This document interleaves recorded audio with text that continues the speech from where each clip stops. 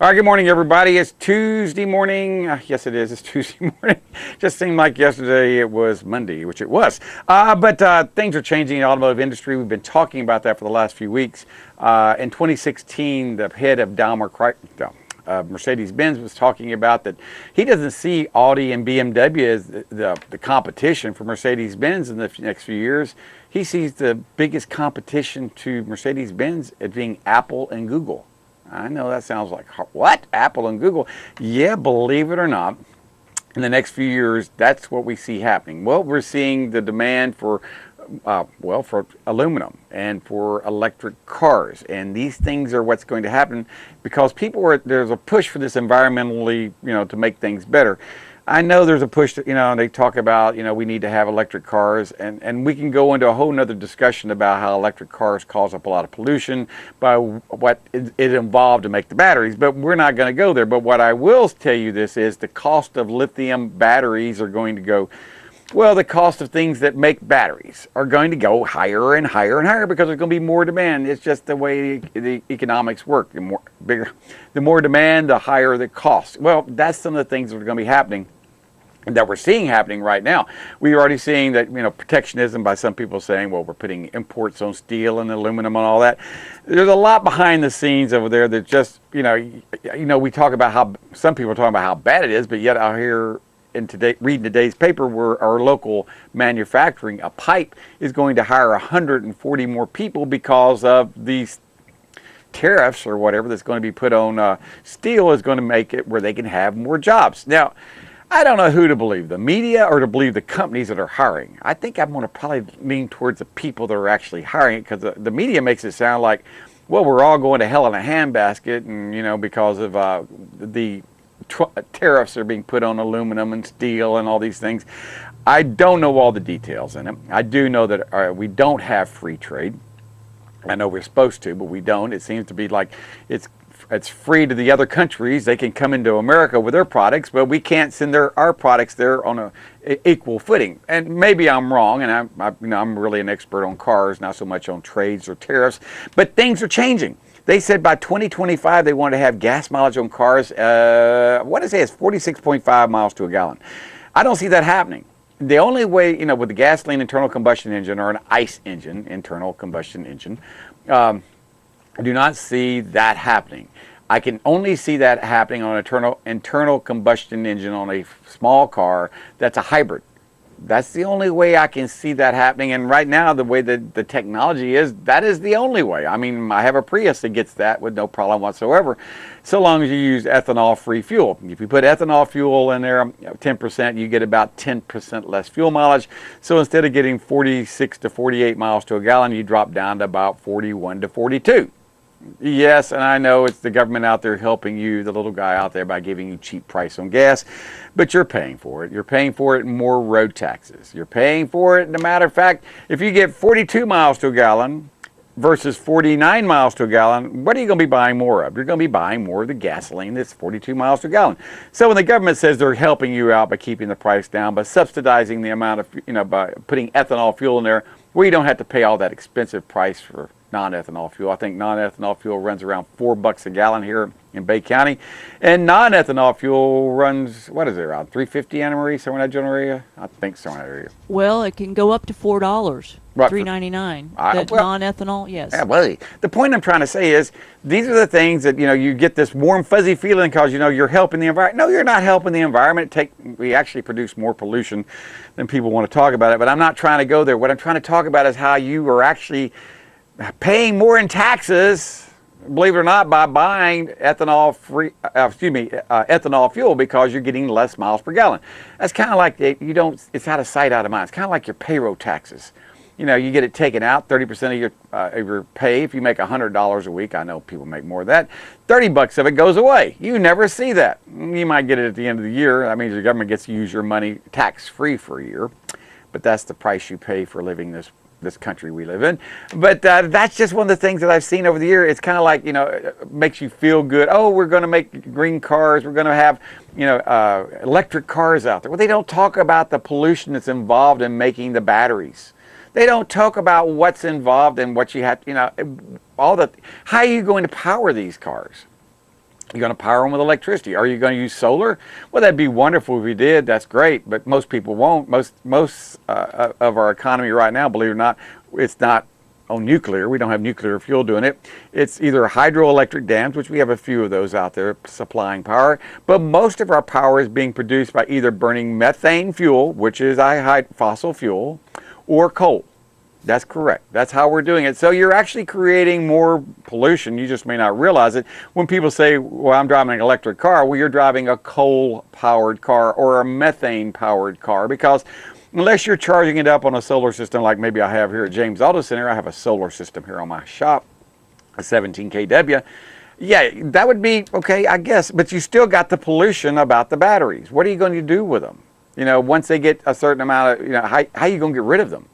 Because they produce a pollution. It takes a special way to get rid of them.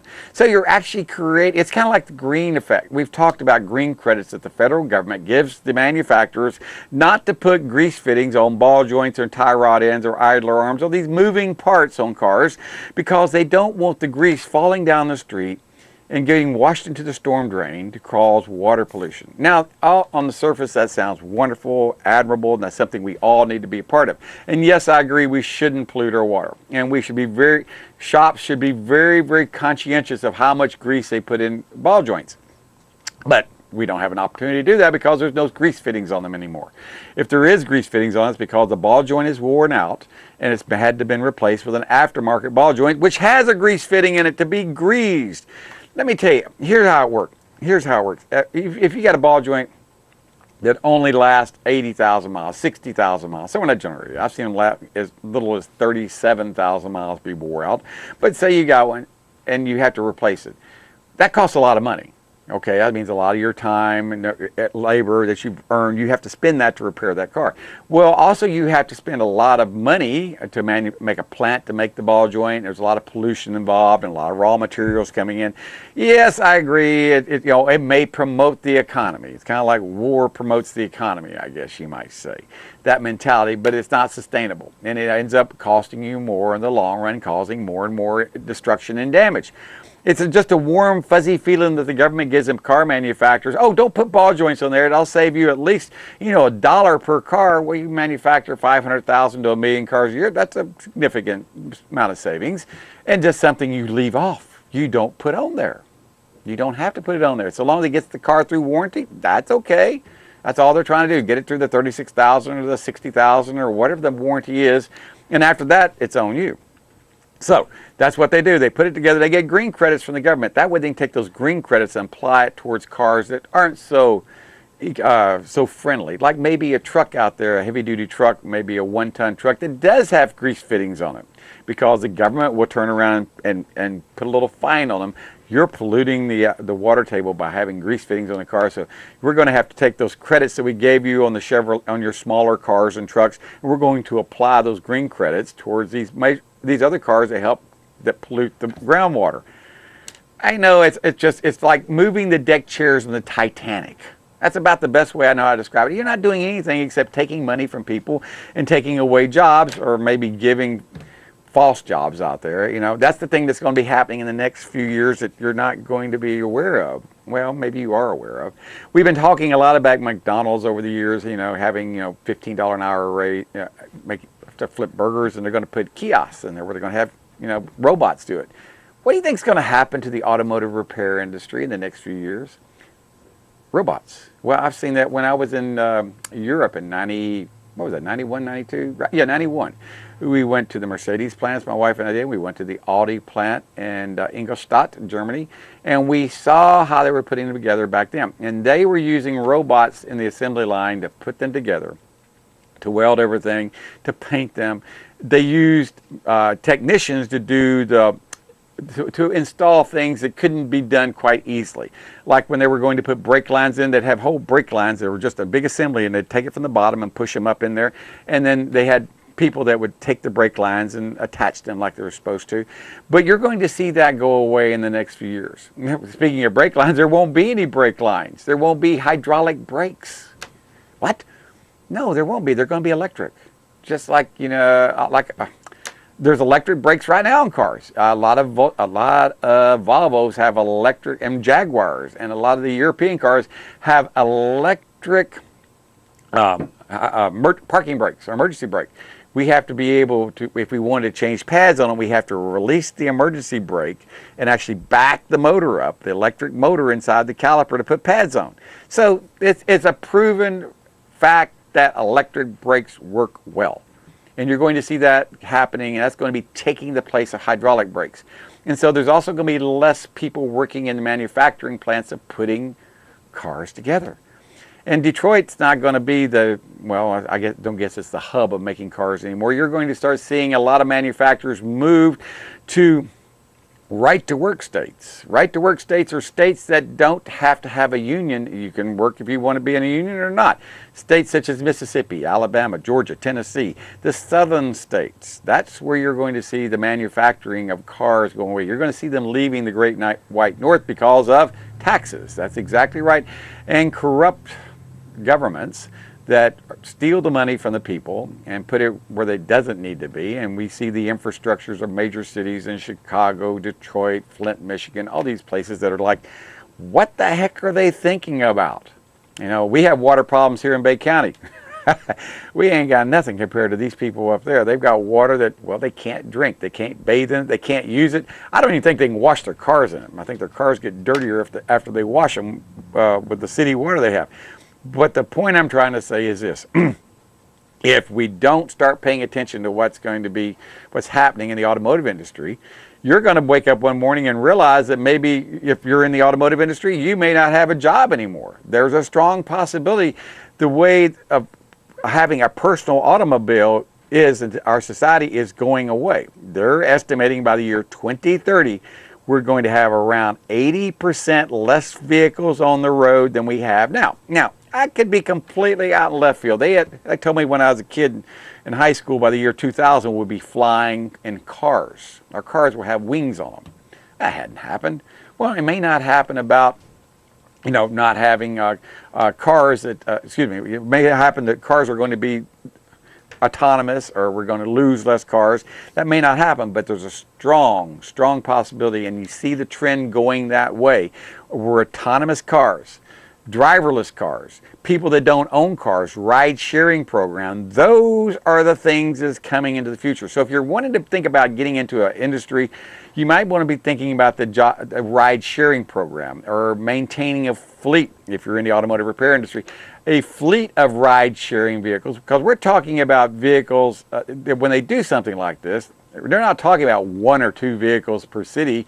They're talking about fleets of them. We're probably talking 2, 3, just from the size of Panama City, 200 to 300 minimum of these per area.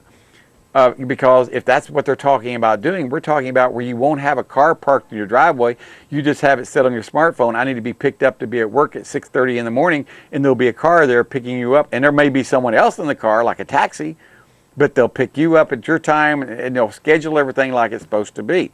I mean, maybe this is maybe I'm making things too simple. I don't know. But if you want to talk about it, give us a call. We'll talk more about it. Give us 850-763-0555. And when I get back from a break, we're going to talk a little bit more about parasitic drains and how much of a drain on your battery is acceptable and how much of a drain is not acceptable. Hey, this is James Morris. Give us a call, 850-763-0555, Monday through Friday from 6 to 6:30 right here on Fox 28, and we'll be right back. If you want the best deal in town for tires, you need to call Baytown Tires at 873-8900. Hanson and the guys at Baytown Tires take pride in serving Panama City for over 20 years. Baytown Tires on Highway 98 in St. Andrews. All service work backed by a nationwide warranty. Part of what I'd like to let you know is what we do and how we work our system. Basically, we've got about 700 stocking dealers scattered around the 15 counties here in the Big Bend area of the state. I run a fleet of trucks, vans, and what we call hotshot vehicles to deliver to our dealers quickly so they can help service you as fast and efficiently as they can. Provide timely and efficient service, and we're there to take care of our dealers who in turn can take care of their customers. So, the I'll get there quick plumbing guy got there quick. To be fair, he did fix the leak in the kitchen drain. Too bad this is the bathroom. Mr. Rooter Plumbing ensures we fix what you see, and even what you don't. All right, welcome back to our show. I talked about before I left, about how much of a parasitic drain is too much. And you may first say, what the heck's a parasitic drain? Okay, if you've ever gone out to a car, gone on vacation, or you just parked your car for the weekend, and you come back Monday morning, crank the car, the battery's dead. And you go, what the heck's wrong with my car? And you go out there and you jump the car off or put a battery charger on it. I'm going to recommend you put a battery charger on. Don't jump a car off on a dead battery, or you'll get to buy a new alternator. But that's another show all by itself. But please, if your car battery goes dead, don't jump it off if you possibly can avoid it. Try to put a battery charger on it.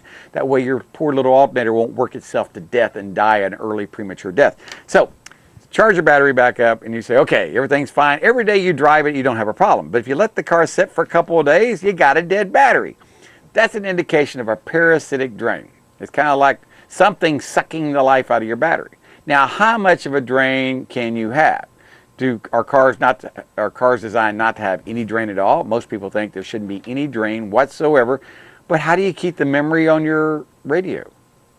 Think about that. How do you keep your clock has a memory?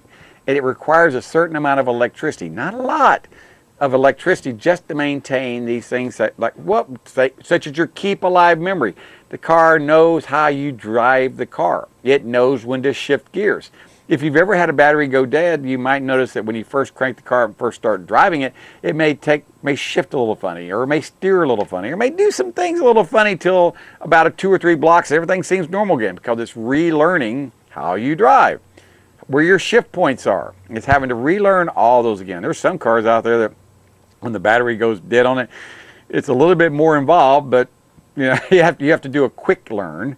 Like on a Chrysler product, we used to have that problem all the time. But that's what the point I'm trying to say is, things are changing and you're allowed to have only a certain amount of draw on your battery. And here's the rule of thumb. I don't care if it's an Audi or Mercedes, a Chevy, a Ford, a BMW, a unit. I don't care what it is. The rule is this: 0.050. That is all you're allowed to have when the car is gone to sleep and shut off. After 1 hour, after you shut the car off, everything should go to sleep. And I say an hour. Some cars it's 10 minutes. Some cars it's 30 minutes. Some cars it's 45 minutes to an hour. But within an hour's time, everything should, quote, go to sleep. Now, when you go to sleep, you and I go to sleep, we don't die. We don't, our brain's regenerating. We're refiling everything in our brain.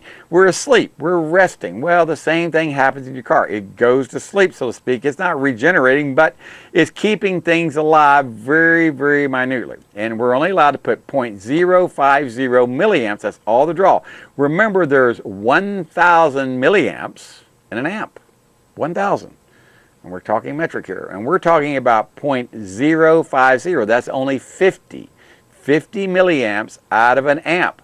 Now, I've had people tell me I can tell if I got a drain on my battery by using a test light. And I said, yes, you can use a test light to tell if you have a battery.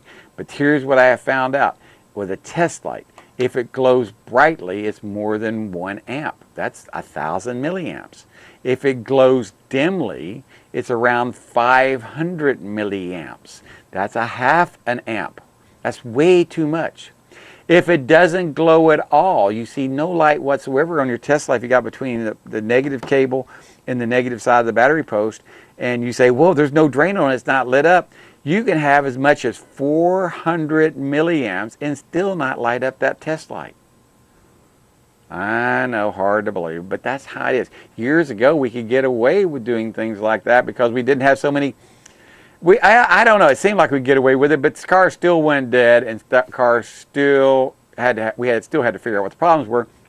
But anything more than 0.050 was way too much. After about 2 to 3 days, your battery is going to be dead.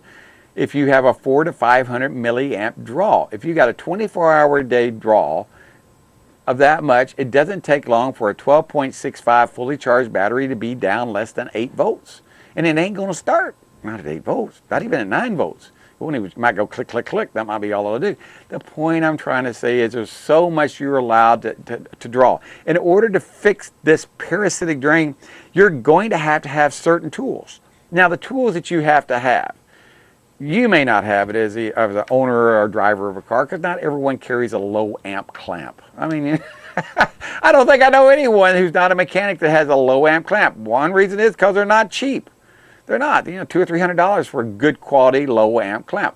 And I recommend having a lab scope where you can see, or a digital voltometer at a minimum, a good one like a Fluke, that's the name brand of it, that you can see what you're actually reading, and you can zero your amp clamp out between tests and you can find out. But you're going to have, this is what I recommend, and this is anyone that is in this industry, and if you disagree with me, get on the phone, dial 850-763-0555 and say, James, you forgot about this. Okay, I can handle it.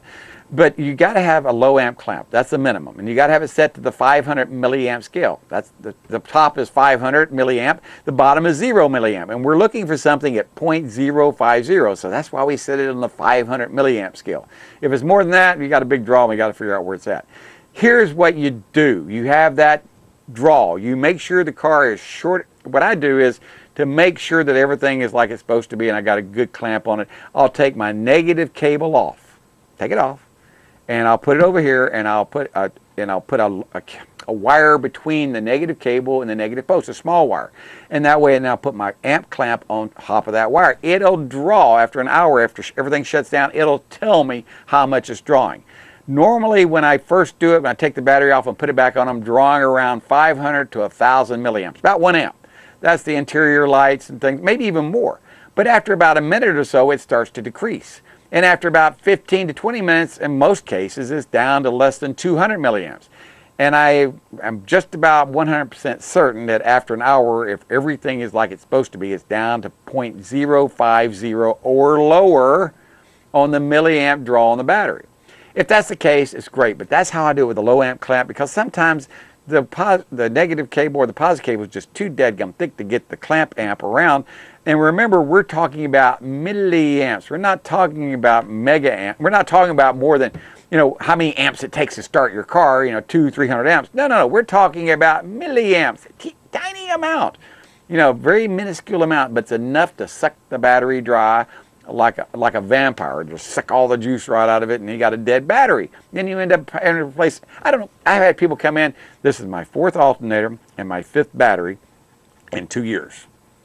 And I go, have you maybe thought maybe something was wrong with it? He said, that's why I'm here. I listened to your show, and I realized that I have a problem. Yeah, you got a problem. The problem is no one's addressed the root cause of the problem. The root cause could be something as simple as you've got I've actually seen DVD play aftermarket things that don't work, that'll constantly draw, they're wore out, or the kids have stuck a tape in it or something, or whatever. They're on all the time. You can't tell they're on all the time, but they're drawing voltage down, and that could be the problem. If you have anything on your car that doesn't work, radio, backup camera, anything that doesn't work, especially if it's aftermarket. Say you put a radio, or even an aftermarket radio. Say you changed the radio and you noticed about a month later that this problem seems to be developing, that you have a battery. That could be the whole problem. I've even seen stereo amplifiers that are factory decide not to shut off, and they'll draw it down. And that's how you determine where it is. And what I do, and what anyone that knows how to do this, is you first find out how much milliamp drop you have. After everything's timed out. If you've got more than 50 milliamps, and you do, you need to be able to go to every fuse on this vehicle, and you need to be able to go to the alternator as well. One of the first things I do on a vehicle, if it's got too much draw on it, I know I'm able to get to the fuses. I got the doors fixed where I can get to the fuses. The car thinks the door's closed, really they're not, but I got it faked out to think it's closed so I can get to the fuse box. And I've got the hood open, and I've got it faked out thinking that the hood is closed too. I've got the switch disconnected so there's no draw underneath of the car. And then first thing I do is I disconnect the alternator. You'd be surprised how many times an alternator will draw a battery down because of a diode. I've seen it over the years. Just sitting still, they'll drain a battery down. You wouldn't think anything about it, but they do. I've seen it have disconnect the battery, the connectors on the alternator and see if the drop goes away. If it does, great, you've got a problem with the alternator, replace the alternator, and that should take care of it. But a lot of times it's not that easy. We find out that we've got a draw, and what we end up doing is going to each side of the fuse with a digital volt ohmmeter. Each side, top of the fuse, the bottom of the fuse. And it's very tedious to get in there and do it. It is. It's kind of hard to do at my age for my eyes to get in there and see where I'm going. But what you're doing is, if you see anything more than 0, 0 on your digital voltometer, that circuit's alive. That means that circuit's drawing current. And so what I do when I see that is I take my paint pen, put a little dot of paint on it, and go, okay, now that one's alive. And I go through all of them, and I see which ones are alive. And I go back and check the ones that put the dot of paint on, see if they've timed out and shut off. If they're still drawing current, then I'll remove that fuse and watch my amp clamp, reset everything, and see if it goes away. If it does go away, my draw goes away, then that circuit is the culprit. Whatever that circuit is, then you go into your manuals and find out what does fuse number 7 control. You'll be surprised how many times we'll find out it's the body control module, another computer. They're not fused. I've actually pulled every fuse out of a car. Every fuse out of a car. I mean, every possible fuse that there is on a car, and still have a drain. I have a significant drain. And then when it gets to that point where I can't find the drain, then I start disconnecting computers. And normally by the second or third computer I disconnect, I first start off with the body control module. Second one is, if it's not the body control module, the GEM module or generic electronic module. Normally it's these two right there. And if that doesn't do it, then I start disconnecting all the other modules. And one time I had to do about 10 modules before I finally got to it.